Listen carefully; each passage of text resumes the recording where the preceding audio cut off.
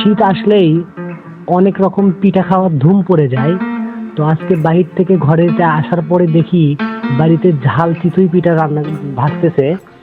তো অনেকদিন পরে চিতই পিঠা ভাজতেছে, তো ভাবলাম যে আজকে আমি একটা চিতই পিঠা ভাজি। তো এই জন্য হাড়ির কাছে আসলাম। এখানে আমার ওয়াইফ ছিল, তাকে আমি বললাম তুমি এখান থেকে সরো, দেখি আমি একটা চিতই পিঠা ভাজি। তারপরে দেখি আজকে চিতই পিঠা কেমন হয়। একটু সুন্দর করে আবার ভাঙ্গে টাঙ্গে দিয়ে যায়, আবার পাতিল ভাঙ্গে দিয়ে আবার নিচে পড়ে যাবে, আরেক জ্বালা হয়ে যাবে।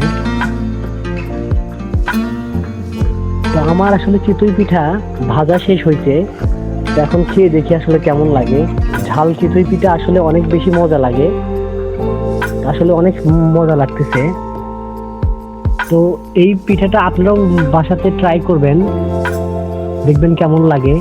আসলে অনেক ভালো লাগবে, এটা আমার বিশ্বাস, কারণ এটা অনেক মজার, খুব স্বাদ এটা।